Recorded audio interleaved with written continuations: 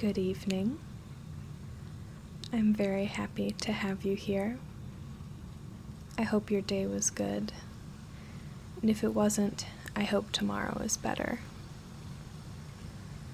Today I'm going to be reading some short stories for you to help you relax, to help you fall asleep. We've got some ambient noise in the background. I've got some lovely stories lined up. And I'm ready to get started. Today I'll be reading from the short stories subreddit. And our very first story that we'll be reading is called What If You Could Reset Back to 10 Years Old? I rubbed my eyes, but the genie was still there when I opened them again.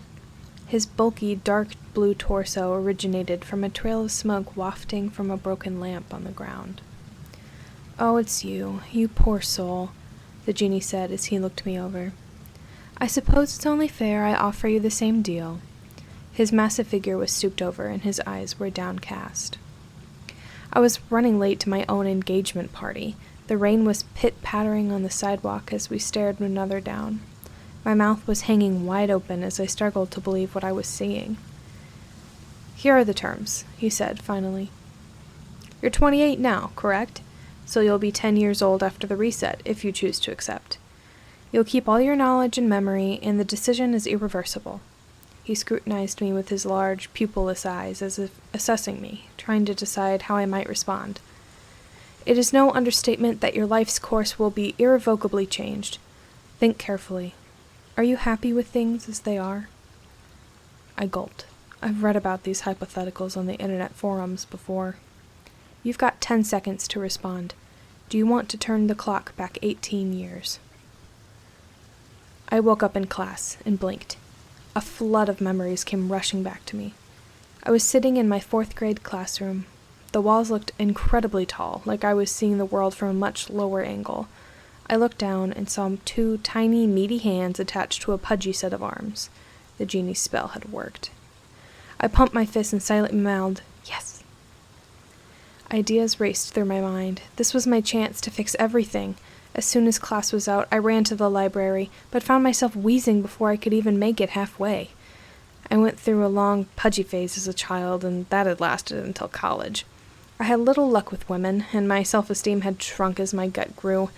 When I finally got to the library, I logged into a computer and searched for the Little League football teams. In the years to come, my decades of being a sports fan combined with the youthful years I could now spend conditioning my body placed me at the top of my high school football team with ease. At the same time, I tried to convince my dad to buy Amazon stock. He was impressed with how much I knew about the company as a 10-year-old, but skeptical. "I've been caught in that trap before. The market's still not fully recovered," he argued. "And besides, what is cloud?" Money had always been tight around the house when I was growing up, and now that I was armed with knowledge of the future, I was determined to change that. I pre-recorded a few of CNBC TV segments, and I left them playing for my dad to see when he got home, and after a few weeks, I fully convinced him to dip his toes in. The first few shares he bought quickly began to climb in value, whetting his appetite and persuading him to take out a large loan against our house to buy more. I felt briefly sorry for my mom as she chewed him out for taking such a huge risk, but the anger quickly dissipated as their investment quickly doubled, then tripled. By the time I was winning back-to-back state championships in high school, our family had rapidly climbed to the socio-economic ladder into the top 1%. As an awkward kid riddled with anxiety and ADHD, school had been hard for me. In my past life, I had barely managed to graduate, and the school only accepted me that was a local community college. In this life, I was confident, popular, and my family could easily afford my medication. I graduated with a perfect GPA and a sports scholarship to Harvard. There was nothing I could want for my second go at being a teenager. I dated multiple girls just for fun and lost my virginity at age 19 instead of 25. However, when I was alone in bed at night, my dreams were still filled with memories of my fiancé. When Facebook came around, I immediately made an account and looked for her, and was disappointed to find that she wasn't on the platform. Every year I would search again until her profile finally popped up in my sophomore year of college. Time froze momentarily when I finally saw her face again after 9 years. She was as beautiful as I remembered, and I couldn't wait to meet her. Then I had a sickening thought. Nervously, I scrolled down her profile looking for her relationship status. The display read back, "No info." I thought about sending her a message, but stopped myself and closed the page. She had a life before she met me, and following her this closely on Facebook felt wrong. It reminded me of a story she told about a guy who stalked our social media accounts on a daily basis, regularly sending creepy messages until she blocked him. The stalker had no profile picture and constantly asked her to go on a date with him, stating that if she just gave him a chance, he could make her happy. I shuddered at the thought of becoming like that stalker, and decided to wait until we met in person to talk to her. In my past life, I had an idea for a software business that I thought would change the world. When I graduated from community college, I was nearly penniless. But instead of looking for a job like my parents recommended, I decided to take out a loan to start a company with a few friends. The idea had some legs, but I had no connections and no experience. After a few years of floundering with little to show for it, we shut the company down.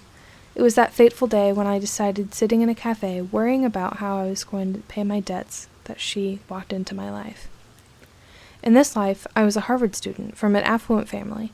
I chose to major in economics and quickly introduced myself to every computer science student on campus. Before long, I put together a team and secured funding from a group of professors. We launched our product in my senior year at Harvard, and by the time I graduated, our platform had over 1 million users, and Forbes called me the most promising young CEO of this generation. In the years following Harvard, our company grew exponentially, and my stake in the business increased in value to several $billion, with a B. My parents were proud, but I didn't get to see them much, nor did I have time for relationships. But every now and then I would still check on her Facebook status, just to make sure. Each time I looked, her relationship status displayed the same thing: no info. So when the day came, I gave my security detail the day off, flew into town I lived during my past life, and waited at the same cafe where I had met. I made sure to arrive a few hours early just in case the timing wasn't perfect. I remembered exactly how our first meeting went. Our gazes had met across the room. She was in line, I was sitting at my table. After she got her drink, she sat down and we talked the afternoon away. A few of the best years of my life later, I got down on one knee and put a ring on her finger. The wedding was 2 weeks away when I encountered that genie on the sidewalk. My daydreaming was interrupted by the door swinging open and my fiancée walking in. She looked exactly the way I remembered on that day, down to the white blouse and the straw hat with the pink ribbon, a smile plastered across her pretty face as she talked to the man she came with. The man she came with. I ducked behind my coffee and peered over the brim at them. The man was tall and lanky, a thick, scraggly beard wrapping around his chin. Their gazes were locked on one another, as if everyone else was just a background character. A million thoughts raced through my mind, and I dreaded the worst. Then he leaned in for a kiss, and to my chagrin, she smiled and returned it. Then the barista called them to pick their drinks, and I began to pack up my things, hanging my head in defeat. Then she called out my name. "It's you!" she exclaimed as she scurried toward my table. "You're the CEO of that big startup." I nodded, and I tried to play it cool as I sipped my coffee. "Sorry, I'm a bit of a fan of your company's work," she said, extending her hand. "I'm Melanie." I shook it, and refrained from bursting out that of course I knew who she was, that I had thought about and missed her touch for the last 15 years, that her hand felt so right in mine. "Nice to meet you," I said with a polite smile. I found myself at a loss for words. 15 years, and I didn't know what to say to her. I remembered our last conversation well. It was about her engagement gift. She wanted to know what it was, but I refused to say. She would just have to wait until the party. These thoughts triggered a flood of memories, since I never arrived at that party. She never got to see her gift. Is everything okay?" Her voice snapped me out of my misery. I realized my eyes had become moist, and I quickly wiped them dry. "Yeah," I responded, clearing my throat. "So, Melanie, what do you do?" It turned out that in this life, she was an executive assistant, otherwise known as a secretary. It just so happened that I found myself unable to handle my own schedule anymore, nor perform any administrative tasks. So I took a perfunctory glance at her LinkedIn and then offered her a job, which she quickly accepted. "By the way, this is my boyfriend, Jacob," she said, gesturing to the tall man behind her. He smiled at me nervously and shook my hand with a sweaty palm. Being a minor celebrity in this life, it was common for people to be a bit anxious when meeting me. In the years that followed, Melanie worked tirelessly to ensure that I never had to worry about any task or issue below my pay grade. I found myself relying on her more and more, and our friendship began to grow. I did my best to keep it professional and respect her boundaries. One night, as we were working past midnight, she quipped that I had become her work husband. In a moment of panic, I promoted her to a project manager role, ensuring that we would no longer see each other daily. She was overjoyed, and we celebrated with a round of espresso shots and the last bag of kale chips. I had to push her away. It pained me too much to see her and hear my name and the word husband in the same sentence. I should be her actual husband, and yet her relationship with her tall, bearded boyfriend had blossomed, and they were set to marry in a few months. "By the way, we're having an engagement party tomorrow," she said, artfully tossing the last kale chip into the air and catching it in her mouth. "It's a small guest list. Jacob wanted to keep it down low, but you should totally come." I realized then that I was approaching the turning point. Tomorrow was the rainy night in my other life that I ran into the genie with the broken lamp. Perhaps it was fate that their engagement party was on the same day ours had been. After much internal conflict, I drove to the toy store and bought a giant shark plushie, the same gift I'd gotten her in the past life. She was deeply afraid of sharks, and so a sick joke that was perfectly in line with our relationship, I had bought her a plushie for her to cuddle with and face her fears every night. Keeping with my practice of amending the mistakes of my past life, I had my limo drive me to her engagement party instead of walking, saving the shark plushie from getting drenched in the rain. She greeted me with a bright smile and a peck on the cheek when I arrived.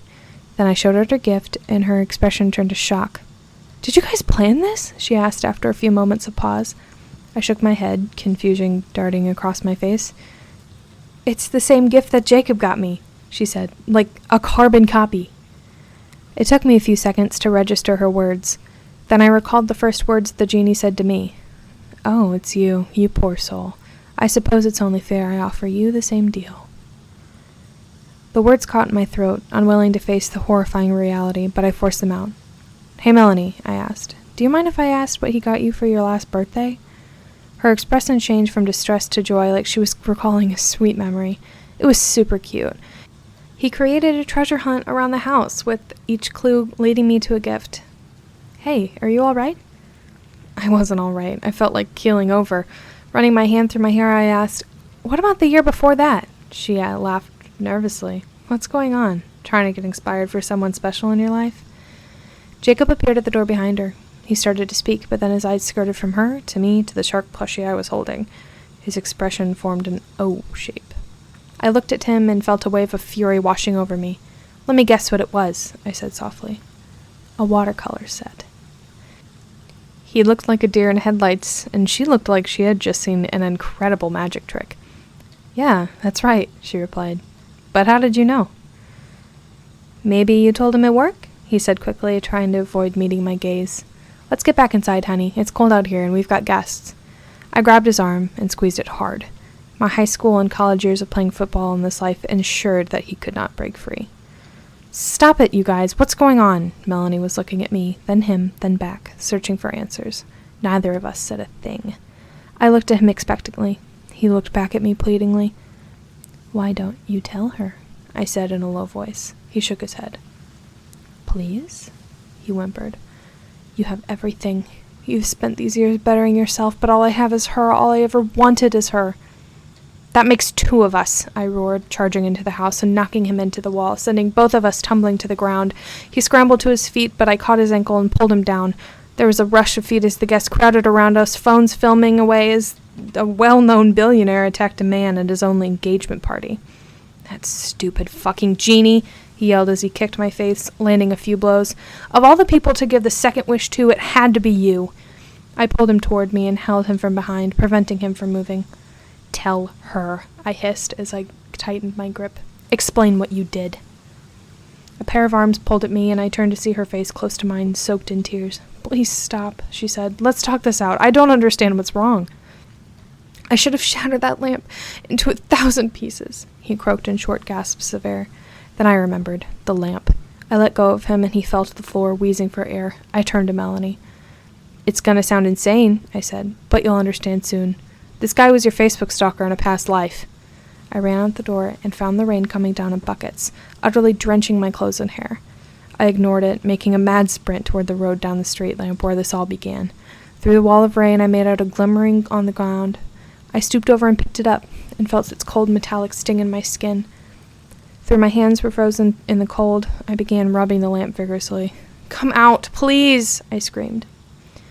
A pair of hands shoved me from behind, and I fell face forward. The lamp fell from my hands and clattered to the ground, shattering. I spun around and clocked him in the face, knocking him on behind. The blood from his nose mixed with the rain streaming down his face. I grabbed his collar and wound up for another punch.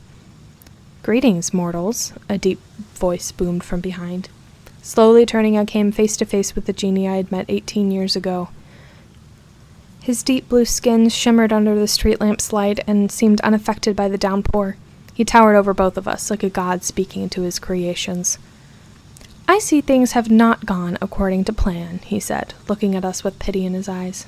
"For either of you." "Please, Genie," I said, "grant me one more wish, undo all of this, and reset things to the way they were before."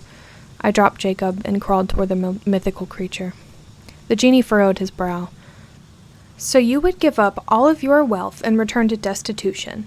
Relinquish the memories of a happy and stable childhood, exchanging them for your old life of failure?" he asked, and I nodded, vigorously. I no longer cared. 18 years of prosperity was not worth losing the 2 years of bliss I had with her. He seemed to think it over, but shook his head. "I cannot grant another wish to the same mortal," he said. "I'm sorry." His expression seemed downcast, but then he saw something behind me, and his eyes lit up. I turned to see Melanie standing there, her tears mixed with the rain drenching her face. "What on earth?" she whispered, seemingly in a daze. "These men have fought 2 lifetimes to be by your side," the genie explained, gesturing toward me. "He was meant to marry you in a past life." Then he pointed to Jacob, who was lying unconscious on the ground, while that one pined for you from afar. When he found me, he asked to have the life reset by 18 years. He used that time to carry out a meticulous plan to win your heart. Melanie's face was inscrutable as she took all of this in. "Then you gave him the same wish, right?" she said, finally looking toward me. The genie nodded. "Jacob mimicked everything I did," I said, "down to the same birthday gifts. The man you've been dating was a copy of me." I slowly walked toward her and took her shivering hand in mine. "Unfortunately, human," the genie interrupted, "her feelings in this life are not for you." Her expression betrayed the truth. She looked at her feet, avoiding my gaze. My heart felt like it was dropping into the soles of my shoes and disappearing into the ground below. "I love Jacob," she said, her voice cracking. "At least I think I do. I don't know what to believe anymore. This is all insanity." She buried her face in her hands and sank to the ground. "Fortunately for you, dear," the genie said, "my wishes come in 3s. He placed an enormous blue hand on her shoulder. "Tell me what you wish for." Melanie wiped the tears from her eyes and looked at me. I smiled weakly at her. I had accepted my fate. Whatever she decided would be the life I had to live. My vision began to grow dark. She opened her mouth to speak, but the words were inaudible. I leaned in, trying to hear her, but felt the strength being sapped from my body. Then, darkness. It was late. I checked my phone again, and saw my Uber was still 10 minutes away. A slight drizzle began to pit-patter on my skin, and I looked worryingly at the shark plushie I was holding. My phone buzzed with the alert of a message. It was from Melanie. I'd like to finish this recording with a poem, one of my favorite poems by Maggie Smith, called Good Bones. Life is short, though I keep this from my children. Life is short, and I've shortened mine in 1,000 delicious, ill-advised ways. 1,000 deliciously ill-advised ways I'll keep from my children. The world is at least 50% terrible, and that's a conservative estimate, though I keep this from my children. For every bird there is a stone thrown at a bird, for every loved child, a child broken, bagged, sunk in a lake. Life is short, and the world is at least half terrible, and for every kind of stranger there is one who could break you, though I keep this from my children. I'm trying to sell them the world, Any decent realtor walking through you a real shithole chirps on about good bones. This place could be beautiful, right? You could make this place beautiful. Thank you for listening. I hope that you sleep well. I love you, and good night.